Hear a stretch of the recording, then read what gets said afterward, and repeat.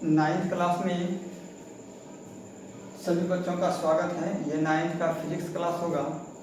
इसके पिछले वीडियो में हमने कुछ मुख्य भौतिक राशियों के संकेत का वर्णन किए हैं। जिन्होंने मेरा पिछला वीडियो नहीं देखे हैं वो पिछला वीडियो देख लीजिएगा। आज का जो वीडियो है ये है कुछ महत्वपूर्ण सूत्र के बारे में। मैं हेडिंग दे रहा हूँ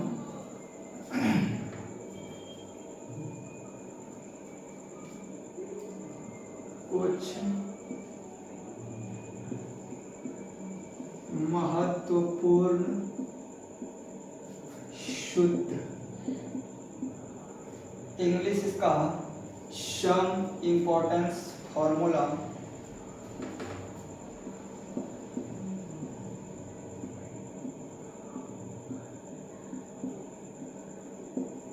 इम्पोर्टेंट फॉर्मूला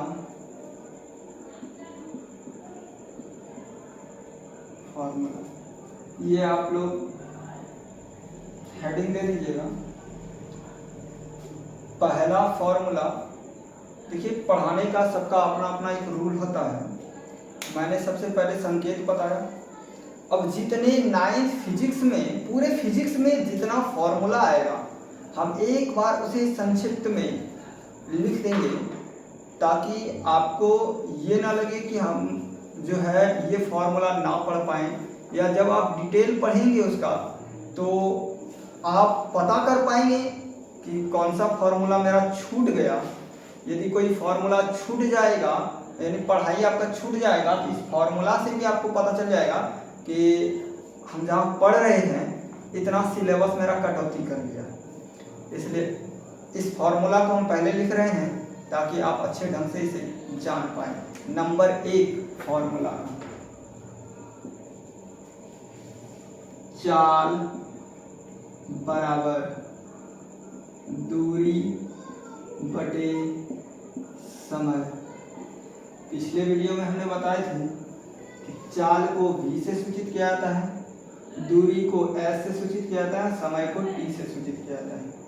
यानी कि आप इसे शॉर्ट रूप में v बराबर s/t ये लिख सकते हैं। अगर आप चाहें तो इससे फिर दूरी को अलग से लिख सकते हैं। यानी कि अगर आप दूरी को फ्री करेंगे तो ये क्या हो जाएगा, दूरी बराबर बचेगा, ये नीचे भाग में है इधर चल जाएगा गुना में, ये हो जाएगा चाल गुना समय। आगे इसको इस विधि से भी लिख सकते हैं कि दूरी को s से सूचित किए हैं, s बराबर v into T. Second number formula, second number formula है आपका वेग। वेग बराबर क्या होता है तो विस्थापन बटे समय। विस्थापन बटे में समय। वेग को किससे सूचित किया जाता है, इसे भी v से सूचित किया जाता है। विस्थापन को भी s से ही सूचित किया जाता है और समय को t से सूचित किया जाता है। तो यहाँ भी आप इसका संक्षेप रूप जो लिखेंगे तो वो इस ढंग से लिखेंगे, v = s/t। ठीक है, आप एक कॉपी और कलम निकाल कर बैठें और साथ साथ जितने सूत्र हम दे रहे हैं उसे लिखते चले जाएं। तीसरा नंबर है औसत चाल। इसको तीसरा नंबर पे लिखना है औसत चाल। औसत मतलब क्या, इंग्लिश में इसे क्या कहते हैं, एवरेज स्पीड। एवरेज स्पीड औसत चाल। औसत चाल के लिए हम लोगों ने क्या निकालेंगे, जो शुरुआत में चल रहा और जो अंत में चल रहा दोनों को योगफल कर ले, जोड़ ले, और 2 से भाग लगा दें, यानी औसत चाल बराबर u प्लस v बाय 2। ये हुआ फॉर्मूला इसका औसत चाल का।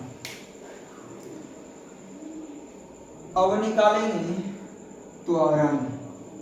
पहले ये 3 फॉर्मूला हमने लिखे, इसका रिवीजन कर लें। चाल बराबर दूरी बटे समय, इसे दूरी को अगर फ्री करेंगे दूरी बराबर चाल गुना समय होगा। आगे है वेग, वेग बराबर क्या, तो विस्थापन बटे समय, v is equal to s by t. औसत चाल, इसको भी से सूचित किया जाता है, ये होता है u प्लस v बाय 2। आगे नंबर 4,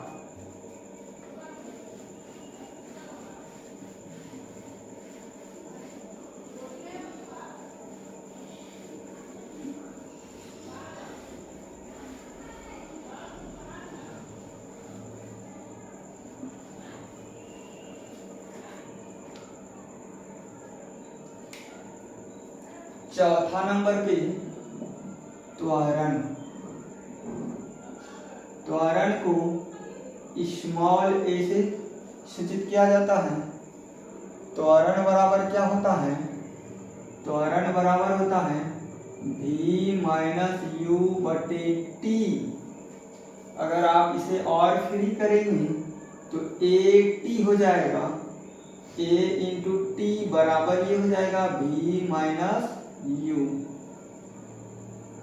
तो और फ्री करना चाहते हैं, इसको v बराबर करना चाहते हैं, तो ये हो जाएगा v बराबर u प्लस ए टी।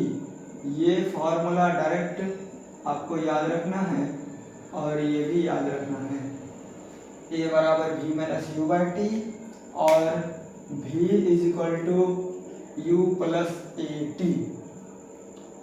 आगे नंबर 5, नंबर 5 में फॉर्मूला है आपका रेखीय वेग। रेखीय वेग क्या होता है, तो कोणीय वेग गुना त्रिज्या। 5 नंबर पे क्या पढ़ना है आपको, रेखीय वेग। रेखीय वेग बराबर क्या होता है, कोणीय वेग गुना त्रिज्या। अब जिन्होंने मेरा पिछला वीडियो देखा होगा, सबका संकेत वहां लिखा हुआ मिलेगा। रेखीय वेग को किससे सूचित किया जाता है और कोणीय वेग को किससे सूचित किया जाता है।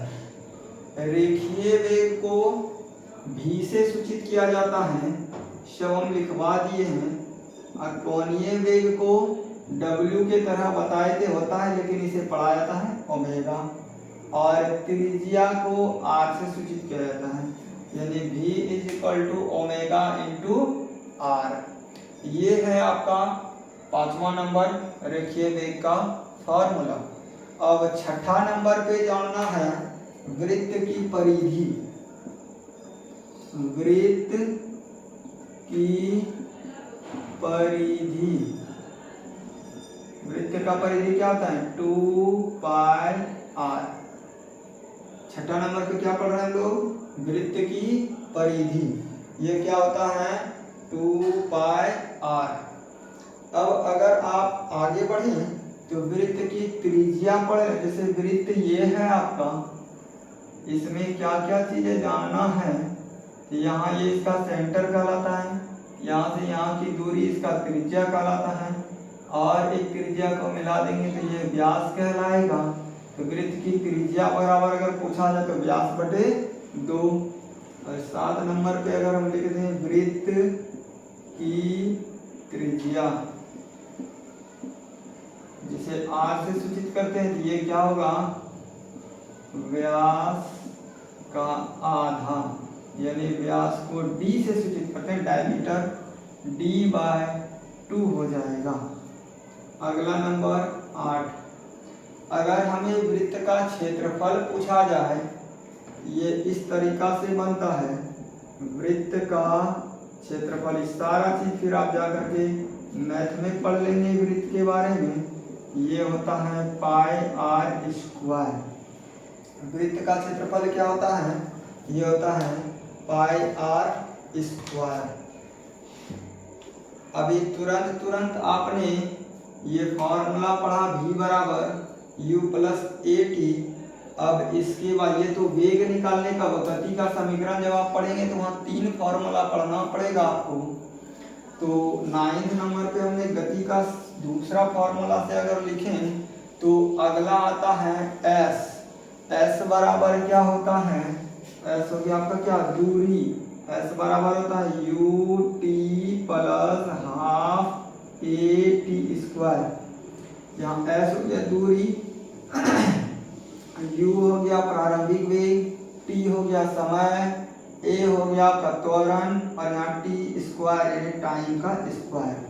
तो आपने 9 नंबर पे जाकर के पढ़ा s बराबर U T plus half A T square, ये गति का। अब आगे पढ़ते हैं, एक और इसी में फॉर्मूला आता है v स्क्वायर बराबर you square plus 2as।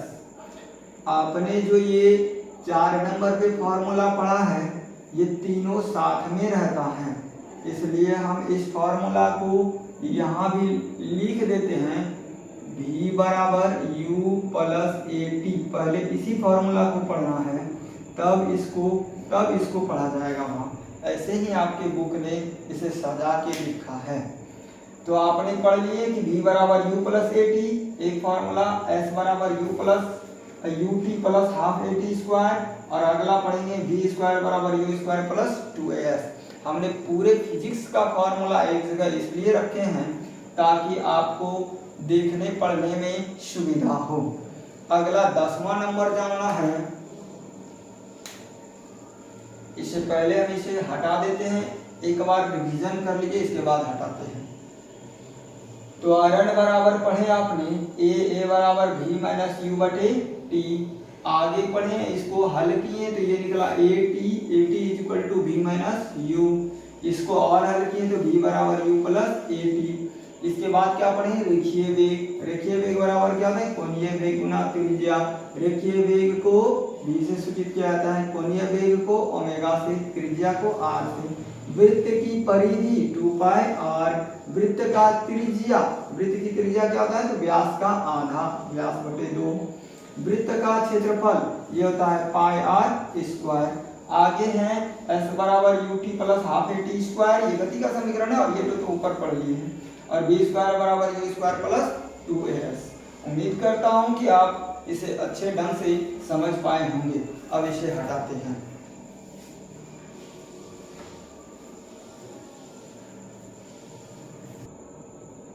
Number 11 ये कहता है nवे सेकेंड में तय की गई दूरी s nth टर्म। ये दूरी क्या होता है, तो प्रारंभिक वेग प्लस 2 गुने जितना समय लगा उसमें 1 घटा दीजिए और बटे में 2 लगा दीजिए और तब इसके त्वरण से गुना कर दीजिए। जो इसका त्वरण हुआ उससे गुना कर दीजिएगा। तो ये फुल वीडियो आ रहा है कि नहीं, तो इसको हम कहेंगे कि nवे सेकंड में तय की गई दूरी। ठीक है,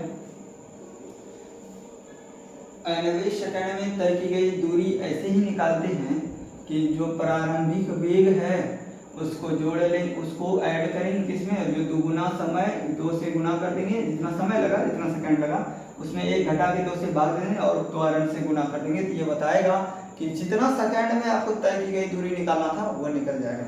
अब आपको पढ़ना है आगे नंबर 12, ये है संवेग।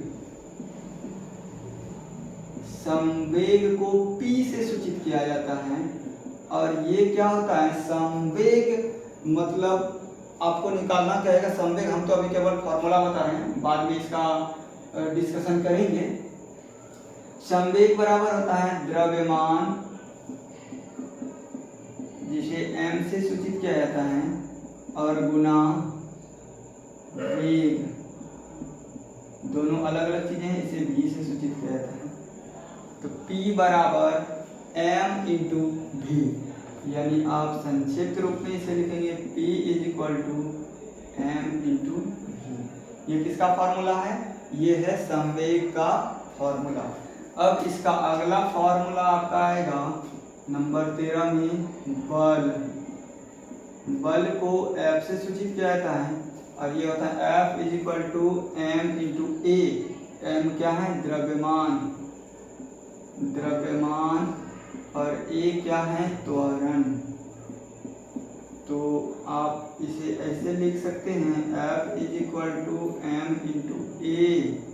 ठीक है, ये किसका फॉर्मूला है? ये है बल का फॉर्मूला। बल का और भी फॉर्मूला है, हम लिख रहे हैं, आगे भी लिख देते हैं इसके बारे में। जैसे 14 नंबर में अगर F लिखिएगा संवेग के तुलना में, संवेग से भी आप निकाल सकते हैं। तो जैसे कि P2 दूसरा अंतिम संवेग, और P1 प्रारंभिक संवेग, और इसके अंतर को 2 से भाग लगा दीजिए।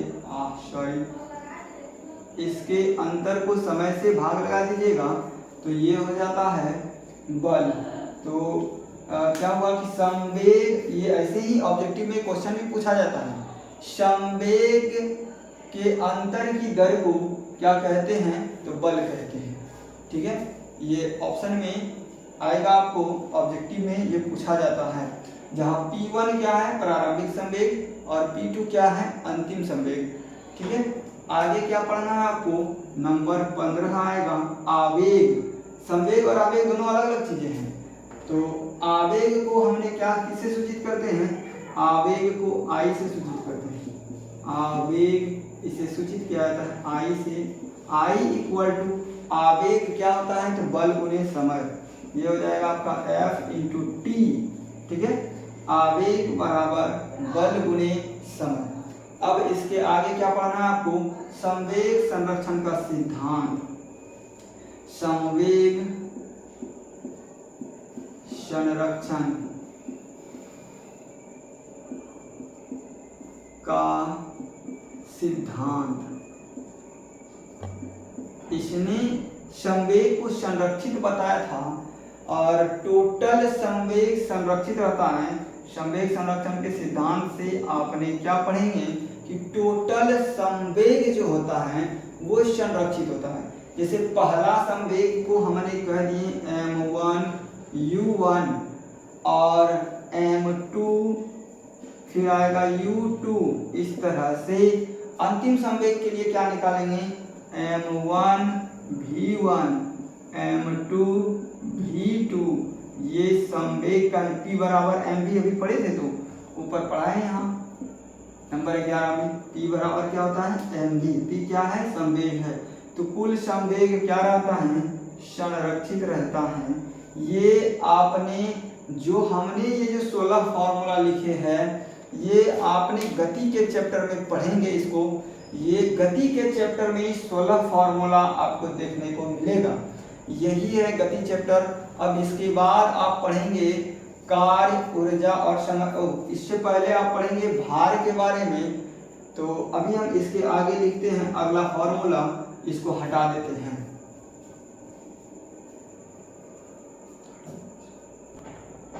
अगला नंबर 17 में आपको क्या पढ़ना है? भार। भार को किससे सूचित किए थे? भार को W से सूचित किया जाता है। भार बराबर क्या होता है? mg। m क्या है? द्रव्यमान, और ये छोटी g क्या है? ये है गुरुत्वीय त्वरण। अभी आपने पढ़ रहे थे साधारण त्वरण, एक्सीलरेशन पढ़ रहे थे, ये a से सूचित किया गया था। यहाँ पे g लिखा हुआ है, तो ये आपने क्या पढ़ रहे हैं? गुरुत्वीय त्वरण। आगे पढ़ना है आपको नंबर 18, वो है आपका गुरुत्वाकर्षण बल। अभी पढ़ रहे थे आपने बल जो पढ़ रहे थे तो वो था F बराबर बराबर क्या पढ़े थे, m इंटू ए। m क्या था, द्रव्यमान, और a क्या था, त्वरण। तो बल बराबर क्या हुआ, बल बराबर हो गया द्रव्यमान गुणे त्वरण। अभी आपने क्या पढ़ेंगे, अब पढ़ेंगे गुरुत्वाकर्षण बल।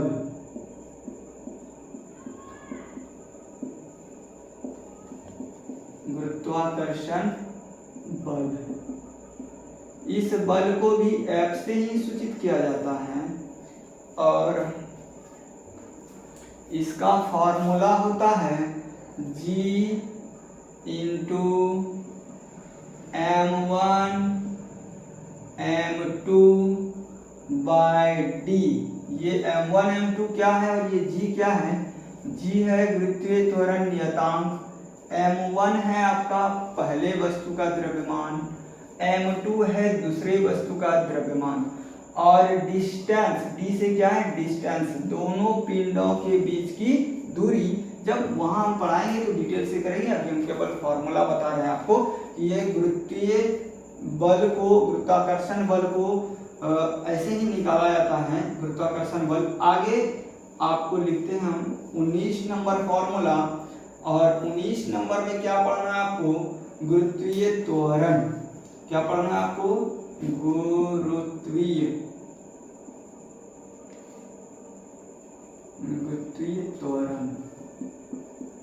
इसको सूचित किया जाता है छोटी जी से। गुरुत्वीय त्वरण को किससे सूचित किया जाता है, छोटी जी से। और गुरुत्वीय त्वरण जो है ये दो जगह पे लगाए जाएंगे। गुरुत्वीय त्वरण एक होगा पृथ्वी के लिए और एक होगा चंद्रमा के लिए। जब आप गुरुत्वीय त्वरण को पृथ्वी के लिए यूज करेंगे तो यहाँ लिखेंगे G इंटू M, ई लगा दें, ई से अर्थ हो जाता है, और बटे में R E लिख के स्क्वायर लगा दें, R E सापेक्ष में अर्थ, इसका स्क्वायर। तो यहाँ R बता रहा है पृथ्वी की त्रिज्या से, और उसका स्क्वायर करना है यहाँ G इंटू ME। ये आपका एक चीज यहाँ छूट गया है, यहाँ दूरी का वर्ग होता है, यानी स्क्वायर होता है। आगे जानना है आपका गुरुत्वीय त्वरण। ये गुरुत्वीय त्वरण किसका था, ये आपने गुरुत्वीय त्वरण पृथ्वी के लिए पढ़ा। अब पढ़ेंगे गुरुत्वीय त्वरण चंद्रमा के लिए। नंबर 20 हो जाएगा गुरुत्वीय त्वरण। ये जो होगा आपका, ये होगा मून के लिए, तो G इंटू M, M सापेक्ष लगा दें, मून बना चंद्रमा, R स्क्वायर, ये अब की बार मून के लिए होगा। तो यहाँ पे त्रिज्या क्या है, ये ग्रह के बीच पर हम लोग निकाल रहे हैं, ग्रह चंद्रमा के लिए ही हम लोग ऐसे निकालते हैं। अब आगे जाना है आपको नंबर 21। नंबर 21 में कि पृथ्वी का जो द्रव्यमान होता है वेट, 21 नंबर में ये याद रखना कि बहुत महत्वपूर्ण है, ऑब्जेक्टिव में से डायरेक्ट ही पूछा जाता है। तो पृथ्वी का जो भार है, ये पृथ्वी का जो भार है द्रव्यमान Wm, ये होता है चंद्रमा का भार के 6 गुने, या फिर ऐसा कहें कि ये जो अभी हम जो Wm लिखे हैं ये है चंद्रमा का भार। चंद्रमा का द्रव्यमान जो है, चंद्रमा का भार जो है पृथ्वी के भार का, पृथ्वी को किससे सूचित किया जाता है, अर्थ से, तो We इसका 1/6 गुना, यानी जितना द्रव्यमान, अगर कोई आदमी का वजन पृथ्वी पर 60 kg है तो चंद्रमा पर जाने से उसका वजन 6 बटे हो जाएगा, यानी 1/6 गुना, तो 60 kg यहाँ था तो वहाँ जाके 10 kg हो जाएगा। ये फॉर्मूला यही बताता है, और ऐसे ही ऑब्जेक्टिव आपको फिजिक्स में मिलेगा। अगला है आपका फॉर्मूला नंबर 22। नंबर 22 का फॉर्मूला क्या है, दाब। दाब बराबर क्या होता है, दाब को इंग्लिश में क्या कहते हैं, प्रेशर। दाब बराबर होता है बल बटे क्षेत्रफल। क्या होता है, ये होता है बल बटे क्षेत्रफल। दाब बराबर क्या होता है, बल बटे क्षेत्रफल। तो दाब को सूचित किससे किया जाता है, दाब को सूचित किया जाता है P से। तो यानी कि हम लोग लिख सकते हैं P बराबर बल को F से और क्षेत्रफल को A से। P बराबर F बाय A। ये हम लोगों ने पढ़ लिए। किसके लिए ये फॉर्मूला है, दाब के लिए फॉर्मूला है। अब 23 नंबर पे अब हम जो पढ़ने जा रहे हैं ये फिर से एक बार हम पढ़ेंगे कि अभी जो हम लोगों ने पढ़ रहे थे वो साधारण त्वरण के लिए, अब पढ़ेंगे गुरुत्वीय त्वरण के लिए। तो ये हो जाएगा v बराबर, अब वहां पढ़ रहे थे क्या, u प्लस ए टी। क्या पढ़ रहे थे वहां, u प्लस ए टी। यहाँ क्या पढ़ेंगे, u plus minus G T. यहाँ जी क्या है, गुरुत्वीय त्वरण। ऐसा गुरुत्वीय त्वरण के लिए ही पढ़ते हैं। अगला नंबर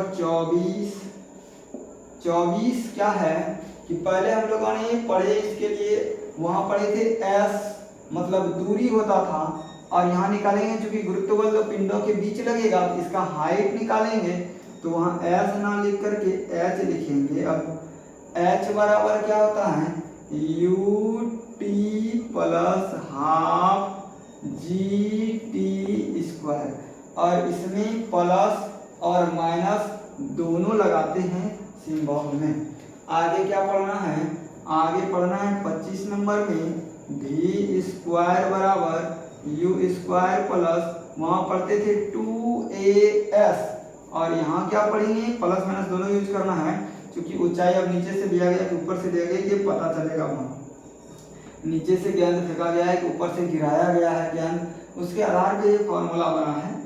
तो v स्क्वायर बराबर u स्क्वायर प्लस 2a नहीं लिख करके g यूज करेंगे, और s यूज ना करके h यूज करेंगे, क्योंकि यहाँ दूरी था और वहाँ क्या होता है, हाइट होता है। तो 25 नंबर फॉर्मूला तक आप पहुंच चुके हैं। एक बार फिर से रिवीजन कर लें इसका। 17 नंबर पे आपने क्या लिखा है, W यानी भार बराबर mg। आगे गुरुत्वाकर्षण बल किसके लिए निकालना है, तो किन्हीं दो पिंडों के बीच निकालना है। तो पहला का द्रव्यमान गुना दूसरा का द्रव्यमान और दोनों के बीच की दूरी का स्क्वायर, और ये गुरुत्वीय त्वरण नियतांक है। आगे लिखा है गुरुत्वीय त्वरण किसके लिए, पृथ्वी के लिए, और ये किसके लिए है, चंद्रमा के लिए।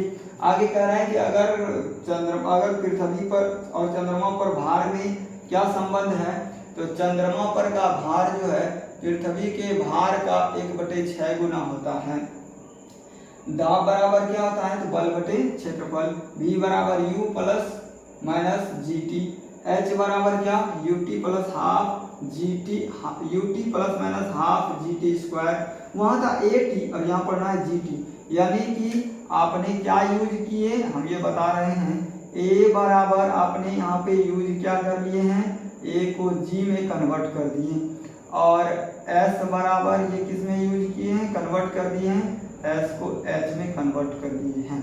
अब इसे हम हटाते हैं, और 4-5 फॉर्मूला और है बचा हुआ, इसे एक ही वीडियो में समाप्त करने का हम कोशिश करते हैं। अभी इसे हटा देते हैं।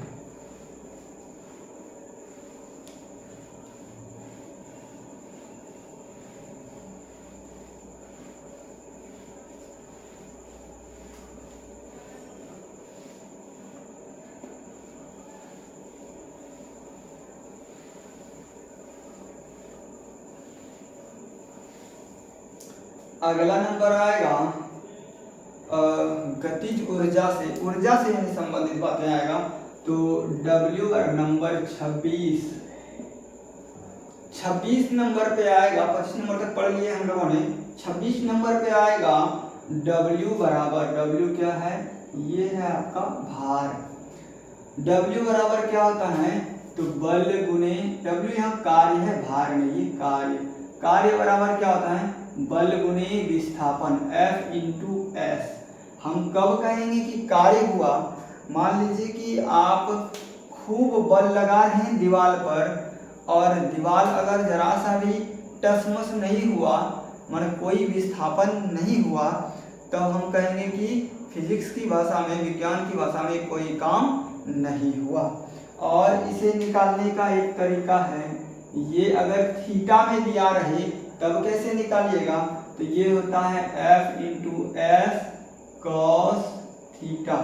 ये आगे पढ़ेंगे फिर। अगला नंबर 27।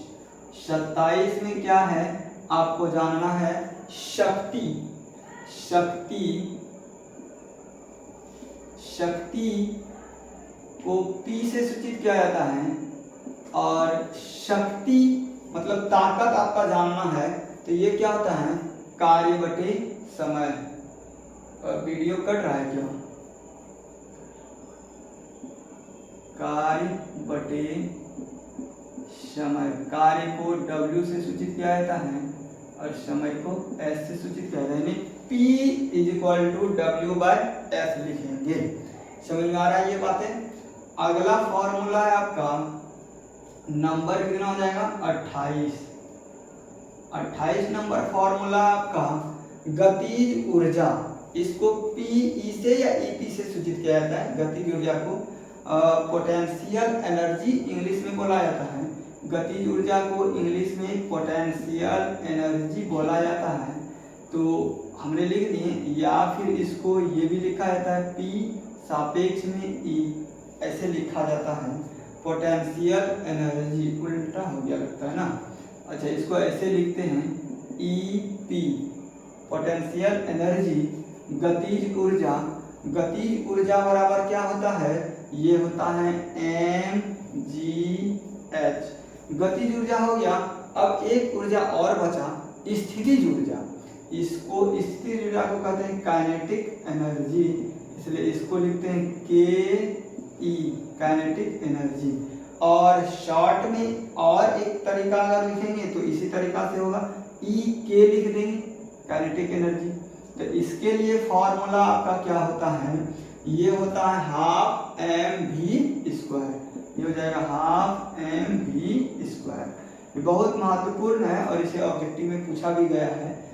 काइनेटिक एनर्जी और पोटेंशियल एनर्जी, गतिज ऊर्जा और स्थितिज ऊर्जा। तो पहला नंबर पे आपने पढ़ लिए स्थितिज ऊर्जा। किसका फॉर्मूला था, ये था स्थितिज ऊर्जा का। हिंदी लिख देते हैं, स्थितिज ऊर्जा। और ये हो गया आपका गतिज ऊर्जा। ठीक है। अब अगला नंबर 30। ये 30 नंबर फॉर्मूला जो है आपका अवधानी चैप्टर से स्टार्ट होगा और वो है आवृत्ति। पहला चीज तो यही पढ़ेंगे, आवृत्ति। ध्वनि चैप्टर में पहला क्या पढ़ना है, आवृत्ति। आवृत्ति को n से सूचित किया जाता है और आवृत्ति बराबर फॉर्मूला क्या होता है, ये होता है आवृत्ति जो होता है ये आवर्त काल के व्युत्क्रमानुपाती, यानी 1/आवर्त काल। आवर्त काल को बड़ी T से सूचित किया जाता है। यानी कि इस तरीका से अगर देखें, आवृत्ति गुना आवर्त काल का वैल्यू हमेशा गुणनफल कितना आएगा, 1 आएगा। आगे पढ़ना है आपको आवर्त काल, तो इसी का उल्टा कर दीजिए ना। आवर्त काल में आवर्त काल यानी कि बड़ी T बराबर क्या होगा, तो 1/आवृत्ति ही हो जाएगा। 1/आवृत्ति, ये आवर्त काल के लिए फॉर्मूला हो जाएगा। अगला आपको पढ़ना है वेग। किसका वेग पढ़ेंगे, ध्वनि का वेग। ध्वनि का वेग या तरंग का वेग, किसका पढ़ना आपको, तरंग का वेग। तरंग, ध्वनि क्या है, एक्चुअली वो एक तरंग ही है। तो तरंग का वेग, तरंग का वेग, इसको सूचित किया जाता है P से। तरंग का वेग, आपने वेग बराबर क्या पढ़ा था, या चाल बराबर तो दूरी बटे समय। यहाँ क्या पढ़ेंगे, यहाँ तो समय रहेगा नहीं, यहाँ रहेगा क्या, v = लैम्डा। एक वर्ड आता है लैम्डा, क्या है, तो उसका तरंग दैर्घ्य ही है। ये हो जाएगा n × लैम्डा, या फिर आवर्त काल लैम्डा बराबर 1/आवर्त काल दे सकते हैं। लैम्डा ऐसे उल्टा y के तरह रहता है लिखा हुआ, n × लैम्डा। ये तरंग का वेग पढ़ेंगे और इसके लिए n लैम्डा जो लिखें तो अगर आप चाहें तो बदल सकते हैं, ये n लैम्डा को 1/t कर सकते हैं ना, तो ये हो जाएगा λ/t। ठीक है, ये भी लिख सकते हैं, आप देख रहे हैं ना कि n बराबर क्या लिख सकते हैं 1/λ, तो यहाँ यूज कर सकते हैं। आगे पढ़ना है तरंग की आवृत्ति। क्या पढ़ना है आपको? 33 नंबर पे पढ़ना है तरंग की आवृत्ति।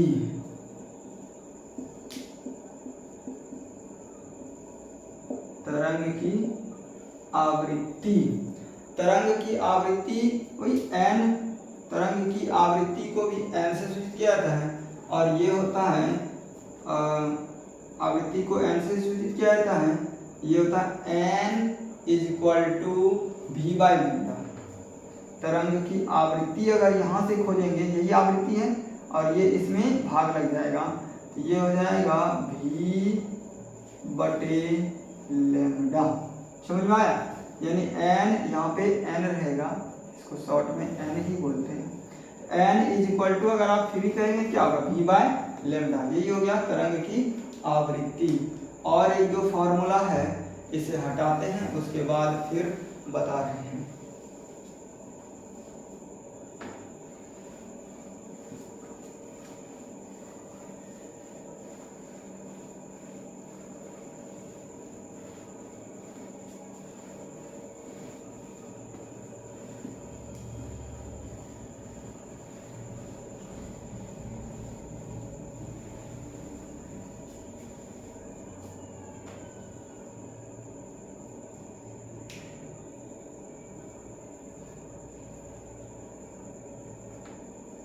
अगला नंबर है आपका 34, ध्वनि का वेग। किसका वेग जाना है? ध्वनि का वेग, इसको v से सूचित किया जाता है। ध्वनि का वेग को किससे सूचित किया जाता है? v से सूचित किया जाता है और ये है 2d/t, 2d/t, ये है ध्वनि का वेग। अगर हम t बराबर फ्री करना चाहें तो क्या होगा यहाँ से? तो ये हो जाएगा t अगर फ्री करना चाहेंगे, ये हो जाएगा 2d/v। इस तरह से आपने d जो देखें यहाँ पे, d क्या है? परावर्तक सतह और ध्वनि स्रोत के बीच की दूरी है। अब है सुनने का समय को t से सूचित करते हैं। ये जो t है ये सुनने का समय है। इको जिसको कहते हैं, इको प्रतिध्वनि, प्रतिध्वनि को सुनने का समय। अलग से अगर इसको लिखेंगे तो नंबर बैठा दीजिए 35। यहाँ जो t है ये क्या है? प्रतिध्वनि, इको जिसको कहते हैं, रिफ्लेक्टेड साउंड। वो सुनने का समय कैसे निकालेंगे? तो इसी तरीका से निकालेंगे, t = 2d/v। उम्मीद करता हूँ कि ये आपने सूत्र को समझ पाए होंगे। आप अपने कॉपी में लिख कर पूरे फिजिक्स का फॉर्मूला, 9th फिजिक्स का ये फॉर्मूला है, पूरे 1 नंबर से लेकर के 35 नंबर तक आपको पूरे फिजिक्स में फॉर्मूला पढ़ना है। ये आप लोग लिख लीजिएगा और अच्छे ढंग से इसको पढ़िएगा। इससे हमको लगता है कि 4 से 5 नंबर केवल आपका फिजिक्स ये फॉर्मूला से ही आ जाएगा। आज के लिए वीडियो यहीं पर रोकते हैं। अगले वीडियो के लिए आप लाइक और सब्सक्राइब कर दीजिए ताकि नोटिफिकेशन चला जाएगा। अगला चैप्टर होगा मेरा, टॉपिक होगा गति से, जो 9th का फिजिक्स का पहला चैप्टर है और हम 9th गति से स्टार्ट करेंगे कल। ये उम्मीद करते हैं आप लोग सब्सक्राइब करके रखेंगे ताकि नोटिफिकेशन आपको पहुंच जाएगा। धन्यवाद।